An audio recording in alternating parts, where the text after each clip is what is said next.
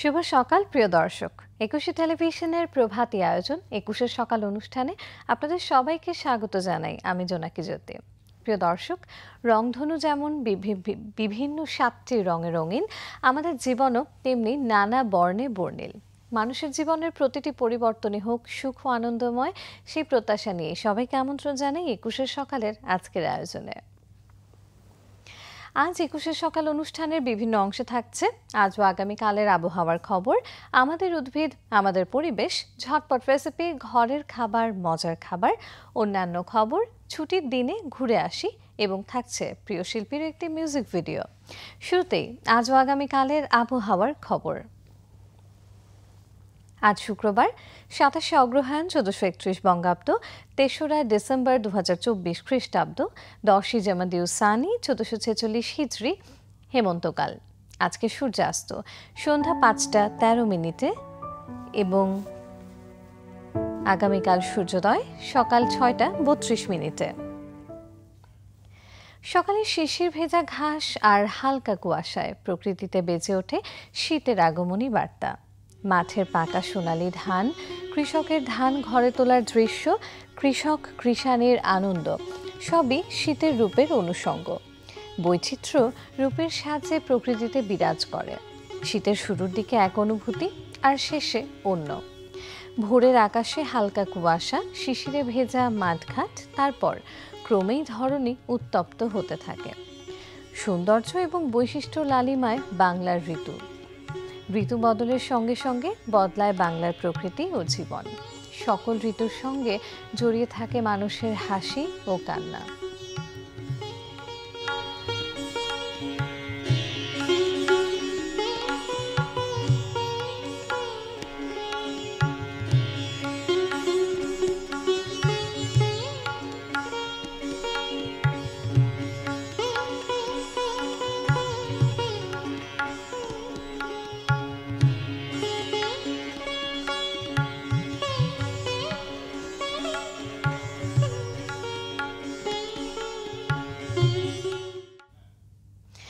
দর্শক, শুরুতেই আমাদের আয়োজনে থাকছে আমাদের উদ্ভিদ আমাদের পরিবেশ।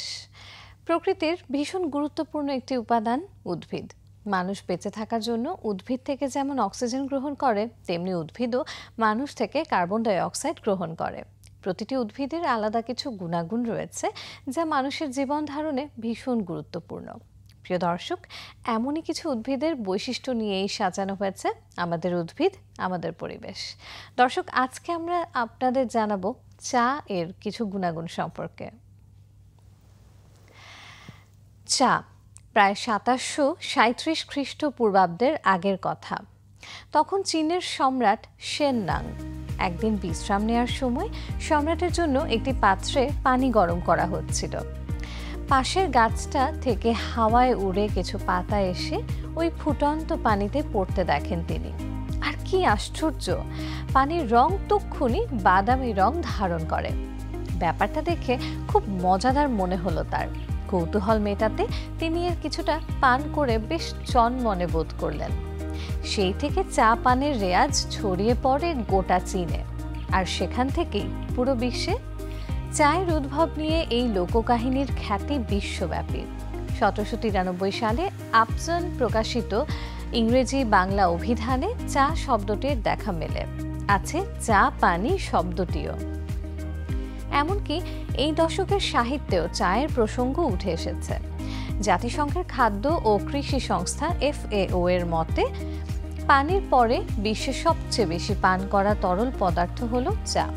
অনেকের কাছে চা পান কেবলই একটি অভ্যেস হলেও এর রয়েছে বেশ কিছু স্বাস্থ্য গুণ। ক্লান্তি দূর থেকে শুরু করে আয়ু বৃদ্ধি পর্যন্ত চা পানের স্বাস্থ্যগত দিক নিয়ে বছরের পর বছর ধরে চলেছে নানা ধরনের জরিপ ও গবেষণা। চা মূলত তৈরি করা হয় ক্যামেলিয়া সিনেসিস নামের চিরহরিৎ গুল্ম থেকে। এই ছোট গাছের পাতা এবং পাতার কুঁড়ি সংগ্রহ করে এর থেকে চা উৎপাদন করা হয়। সচরাচর ব্ল্যাক টি বা র চা, গ্রিন টি বা সবুজ চায়ের মতো বিভিন্ন ধরনের নাম শোনা গেলেও তা মূলত এই উদ্ভিদ থেকেই ভিন্ন ভিন্ন উপায়ে, পদ্ধতিতে বা পরিস্থিতিতে চাষ করা হয়ে থাকে। চায়ের মধ্যে শরীরের রোগ প্রতিরোধ ক্ষমতা বাড়াতে এবং সাথে সুস্বাস্থ্যের জন্য জরুরি উপাদান অ্যান্টিঅক্সিডেন্ট থাকে, ফলে চা পান করলে স্নায়ু আরাম পায়। এতে উপস্থিত অন্যান্য পুষ্টি উপাদানগুলো হজমে সাহায্য করে, যা কিনা শরীরের ইনসুলিনকে ক্ষতিগ্রস্ত না করে রক্তের গ্লুকোজকে দক্ষতার সঙ্গে সামলায়। এছাড়া চায়ে উপস্থিত পলিফেনলসের পরিমাণ 25%-এরও বেশি থাকায় এটি উচ্চ রক্তচাপ নিয়ন্ত্রণেও সাহায্য করে। এমনকি চা বিভিন্ন ধরনের ক্যান্সার প্রতিরোধেও সাহায্য করে। দিনে অন্তত 2-3 বার চা খাওয়ার অভ্যেস অনেকেরই রয়েছে। বেশিরভাগ ক্ষেত্রেই চা বানানোর পর পাতা ফেলে দেয়া হয়, কিন্তু ব্যবহৃত চা পাতাও যে অনেক কাজে লাগানো যায় এটা হয়তো আমাদের অনেকেরই জানা নেই। যেমন চায়ে থাকা অ্যান্টিঅক্সিডেন্ট ক্ষত সারাতে কাজে লাগে। ফোটানো চায়ের পাতা গাছের সার হিসেবে বেশ উপকারী। একটি প্রাকৃতিক কন্ডিশনার হলো চা পাতা। চায়ের পাতা সেদ্ধ করে শ্যাম্পু করার পর সেই পানি দিয়ে ধুয়ে নিলে চুল নরম হয়ে উঠবে।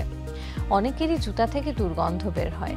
গ্রিন টির পাতা জুতার ভেতরে একদিন রাখলেই গন্ধ দূর হবে। তবে মশলা চায়ে সাধারণত চিনি ও দুধের সাথে থাকে এলাচ, দারচিনি, লবঙ্গ ইত্যাদি মশলা, যা ভেষজ গুণাবলী সমৃদ্ধ। এসব মশলায় রয়েছে vitamin B, vitamin C, potassium, magnesium, carotene ও জরুরি মিনারেল, যা স্বাস্থ্যের জন্য বয়ে আনে বাড়তি সুফল। এই চায়ে ক্যাফেইনের পরিমাণ খুব সামান্য। আয়ুর্বেদিক তত্ত্ব অনুযায়ী মশলা চায়ে ব্যবহৃত উপাদানসমূহ শরীরকে সতেজ ও প্রাণবন্ত করে এবং মনকে রাখে প্রফুল্ল। প্রিয় দর্শক, দেখছিলেন আমাদের উদ্ভিদ আমাদের পরিবেশ সেগমেন্টে। আমাদের এবারের আয়োজন ঝটপট রেসিপি, ঘরের খাবার, মজার খাবার। দিনের শুরুটা যখন ডাইনিংয়ে, তখন কিছুটা মুখরোচক আর কিছুটা স্বাস্থ্যসম্মত খাবারই থাকা উচিত সব রকমের নাস্তায়। অনেকেরই মুখে অরুচি থাকে, আর তাই দিনের সব রকম নাস্তার প্রস্তুতি হওয়া চাই খুব ভালো, তবেই না দিনটাও কাটবে দারুণ। ভোজনপ্রিয় সেই সব মানুষের জন্যই আমাদের আজকের খাবারের রেসিপির আয়োজন। আজ আমরা শিখব কিভাবে খুব সহজে গাজরের ডিম রোল বানাতে হয়। উপকরণগুলো হলো গাজর, আলু, ডিম, গোলমরিচের গুঁড়া, লবণ এবং তেল পরিমাণ মতো। প্রিয় দর্শক, এবার আমরা দেখে আসি গাজরের ডিম রোল প্রস্তুত প্রণালীর একটি ভিডিও ক্লিপ।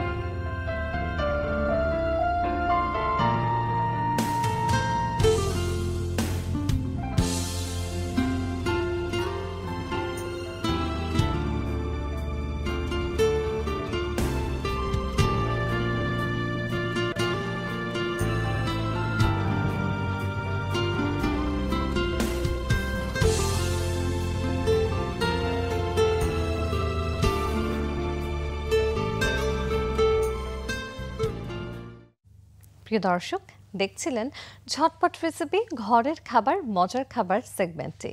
এবার নিচ্ছি ছোট্ট একটি বিরতি, তবে বিরতির পর থাকছে আরও অনেক আয়োজন, তাই থাকুন ২১ সকালে আমাদের সাথেই।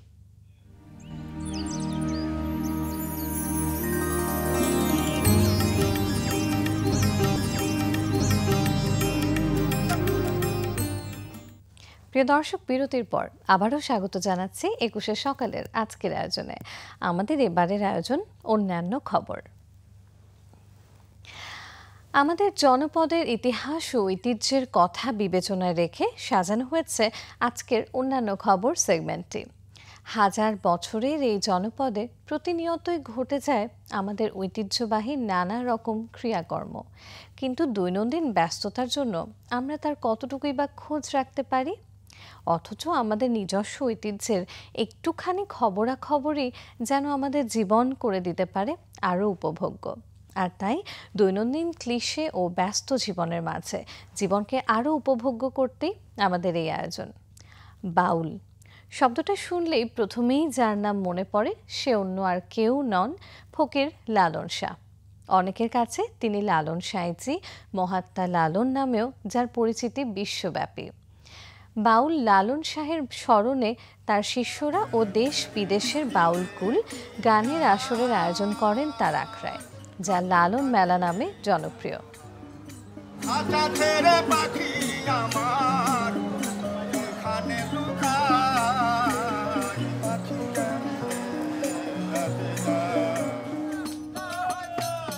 লালন মেলা বছরে ২ বার আয়োজিত হয়ে থাকে, যার দিনক্ষণ ফাল্গুনের দোল পূর্ণিমা ও পহেলা কার্তিক। মাজার প্রাঙ্গণে অডিটোরিয়ামে গানের আসর বসলেও লালন মেলার মূল আয়োজন হয় মাজারের মূল ফটকের বিপরীত পাশের মাঠটিতে। মেলার মূল অনুষ্ঠান শুরু হয় রাতে ও ৩ দিন ব্যাপী এই মেলায় আগমন ঘটে দেশ বিদেশের বাউল সাধকদের। মাঠের লালন মঞ্চটিতে মেলার সময় দেশের শীর্ষস্থানীয় লালন শিল্পীরা লালন সঙ্গীত পরিবেশন করে থাকেন। মেলার অধিকাংশ স্থান জুড়ে প্যান্ডেল করা থাকে, যার নিচে বাউল সাধকেরা অবস্থান করে। আবার মেলার বিভিন্ন আয়োজন সামগ্রীও থাকে।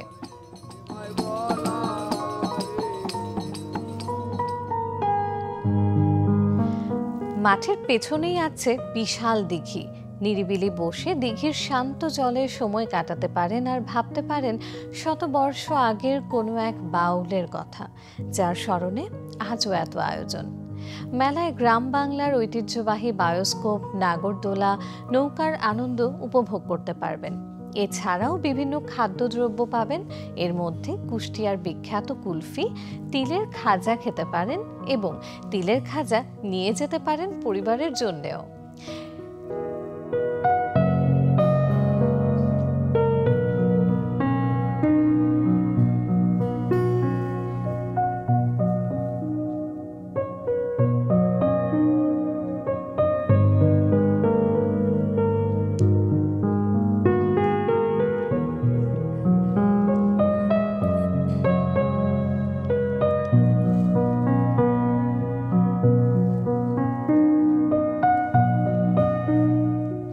কুটির শিল্পের দোকানগুলো ঘুরে দেখতে পারেন, কিনে নিতেও পারেন বিভিন্ন অলংকার বা অন্যান্য প্রয়োজনীয় কিছু।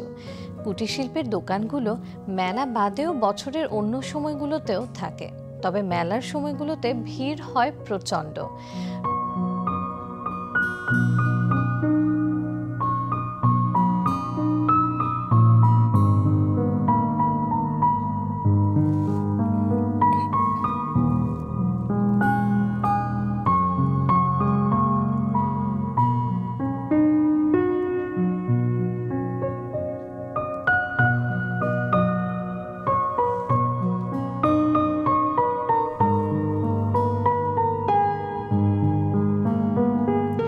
প্রতিদিন প্রায় লক্ষাধিক মানুষের আগমন ঘটে এই মেলায়।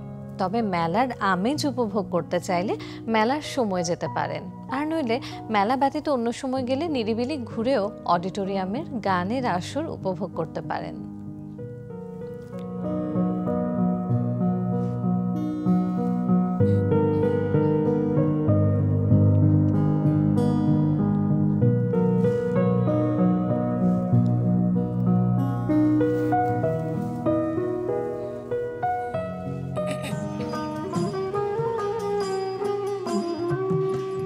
এমন চণ্ডাল চামার মুচি এক জলে সব হয় গো সূচি দেখে শুনে হয় না রুচি জমে তো কাকেও ছাড়বে না জাদ গেল বলে।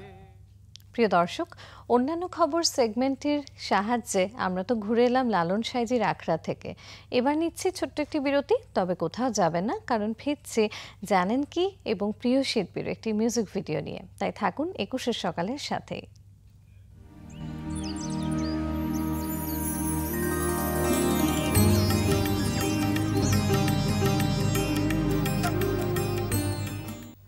প্রিয় দর্শক, বিরতির পর স্বাগত জানাচ্ছি আরও একবার ২১ সকালের আজকের আয়োজনে।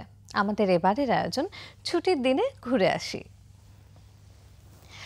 আমরা যারা শহরে থাকি, আমাদের জীবনযাপন হয়ে গেছে এক প্রকার রোবটের মতো। বাসা থেকে অফিস আর অফিস থেকে বাসা। পরিবারের অন্য সদস্যদের জন্য সময় তো দূরের কথা, একটু যেন কথা বলারও সময় থাকে না আমাদের। যান্ত্রিক ইট পাথরের শহরে আমরা প্রতিনিয়তই একটু প্রশান্তির ছায়া খুঁজি। প্রিয় দর্শক, আপনাদের মনে একটু প্রশান্তির ছায়া এনে দিতে আমরা আপনাদের আজ একটু সহযোগিতাই করতে চাই। ছুটির দিনে আপনি আপনার পরিবার নিয়ে কোন জায়গায় ঘুরতে যেতে পারেন, এই সেগমেন্টটিতে জানাবো সেটি। ছুটির দিনে আপনি চাইলেই আপনার পরিবার নিয়ে ঘুরতে যেতে পারেন নোয়াখালীর হাতিয়া উপজেলার নিঝুম দ্বীপে। বাংলাদেশে যে কয়েকটি পর্যটন কেন্দ্র আছে তার মধ্যে নিঝুম দ্বীপ অন্যতম। নিঝুম দ্বীপের পূর্ব নাম ছিল ভাওলার চর। ২০০১ সালে সরকার পর্যটন কেন্দ্র হিসেবে ঘোষণা করে। এরপর থেকে দেশে ও দেশের বাইরে অল্প কয়েক বছরের মধ্যেই ভ্রমণ পিপাসুদের মনের মধ্যে জায়গা করে নেয়। এর অবস্থান হল নোয়াখালী জেলার বিচ্ছিন্ন দ্বীপ হাতিয়ার একটি ছোট্ট ইউনিয়ন। বাংলাদেশের দক্ষিণে বঙ্গোপসাগরের উপকূলে এর অবস্থান। বছরের অন্যান্য মৌসুমের চেয়ে শীতকালে পর্যটকদের আনাগোনা বেশি দেখা যায় নিঝুম দ্বীপে। সবুজ প্রাকৃতিক লোকারণ্য হওয়ায় অল্পতেই মন ছুঁয়ে যায় পর্যটকদের। নিঝুম দ্বীপের হরিণরা সবাইকে আকর্ষণ করে। মজার বিষয় হচ্ছে, হরিণ আপনার হাতের কাছেই এসে চিপস, বিস্কুট ইত্যাদি শুকনো খাবার নিয়ে যাবে। এছাড়া বিকেলে পশ্চিম দিকের সি বিচে গেলে আপনার মন খারাপ থাকলেও মন একেবারেই ভালো হয়ে যাবে, কারণ সামনে অথই সমুদ্র। আর মজার বিষয় হলো, এই কমলা দিঘির সি বিচে বছরের ১২ মাসই যাওয়া যায়। বর্ষা মৌসুমে নদীর বিশাল ঢেউ দেখলে ভয়ও লাগতে পারে। কমলা দিঘির পূর্ব পাশে আছে মেঘনা ও চট্টগ্রামের কর্ণফুলী নদী। সেখানে বিশ্বের বিভিন্ন স্থান থেকে আমদানি ও রফতানির জাহাজগুলো আপনার চোখে পড়বে। নিমতলীকে বলা হয় মিনি কক্সবাজার। আপনি এই সি বিচে গেলে কক্সবাজারের মতো মনে হবে আপনার। চাইলে ঘোড়ায় চড়ে পুরো সি বিচ ঘুরে দেখতে পারবেন। নিমতলীতে গেলে আপনি মরুভূমিও দেখতে পারবেন। সামান্য দক্ষিণ পশ্চিমে গেলে এই মরুভূমির দেখা মিলবে, বালু আর বালু। নিমতলীতে যাওয়ার সবচেয়ে উপযোগী সময় হলো শীতকাল। বর্ষাকালে সেখানে যাওয়ার কোনো রাস্তা থাকে না। ২০২২ সালে পর্যটক মন্ত্রী নিমতলী ভ্রমণ করেন এবং স্থানটিকে পর্যটন কেন্দ্র হিসেবে ঘোষণা করেন। আপনি যদি নিরিবিলি স্থানে যেতে চান, তাহলে নিঝুম দ্বীপ ভ্রমণের পাশাপাশি এই নিমতলী থেকে ঘুরে আসতে পারেন। লালচর হাতিয়া বুড়ির চর ইউনিয়নের কালীর চর ওয়ার্ডে এই সি বিচের অবস্থান। সাম্প্রতিককালে হাতিয়ায় সবচেয়ে জনপ্রিয় পর্যটন কেন্দ্র হলো এই লালচর। কয়েক বছর আগে এই লালচরের কোনো নাম শোনা যায়নি, তবে ২০২১ সালের পর থেকে পর্যটকদের আনাগোনা বাড়তে থাকে এই স্থানে। জানা যায়, এই বিচের লাল বালুর কারণেই এর নাম লালচর। আপনি যদি খাঁটি মহিষের দুধ ও দধি খেতে পছন্দ করেন, তাহলে আপনার জন্য এই জায়গাটি সেরা। কিভাবে যাবেন এবং কোথায় থাকবেন? ঢাকা থেকে সদরঘাট এগিয়ে তশরিফ অথবা ফারহান জাহাজ করে তমরদ্দি বাজার হয়ে উঁচখালি। চট্টগ্রাম থেকে সদরঘাট লঞ্চ আছে, অথবা নোয়াখালী মাইজদি হয়ে চেয়ারম্যান ঘাট হয়ে নলচিরাঘাট এসে উঁচখালি। হাতিয়ায় থাকার হোটেল আছে, হোটেল আলামিন, Sahara hotel, hotel Singapore, Sohel resort ইত্যাদি। নিঝুম দ্বীপে আছে মসজিদ বেডিং, হোটেল শাহিন, নিঝুম ড্রিমল্যান্ড রিসোর্ট ইত্যাদি। প্রিয় দর্শক, কেমন লাগলো 21 সকালের এই বৈচিত্র্যময় আয়োজন? আপনাদের মতামতগুলো আমাদেরকে জানাতে পারেন এই ঠিকানায়। প্রযোজক 21 Sakal, 21 television limited, Jahangir tower, 10 Kazi Nazrul Islam avenue, Karwan Bazar, Dhaka 1215। Phone 88025501 4316 থেকে 25। ইমেল অ্যাড্রেস সকাল@21-tv.com। আমাদের এই অনুষ্ঠানটি দেখতে পারেন www.youtube.com/@etv-21 সকাল এই চ্যানেলটিতে। আমরা থাকবো আপনাদের মূল্যবান মতামতের অপেক্ষায়। দর্শক, একটি সকাল হতে পারে আপনার একটি নতুন দিনের নতুন কোনো সুন্দর সূচনার শুরু। আর তাই একটি সকাল, প্রতিটা মুহূর্ত হোক অর্থবহ, একটি সকালকে উদযাপন করুন নিজের মতো করে। সেই প্রত্যাশা নিয়ে 21 সকালের আজকের আয়োজন থেকে বিদায় নিচ্ছি। দেখা হবে আবারও আগামীকাল একই সময়ে। ততক্ষণ পর্যন্ত ভালো থাকুন, সুস্থ থাকুন এবং চোখ রাখুন 21 টেলিভিশনের পরবর্তী অনুষ্ঠানগুলোতে।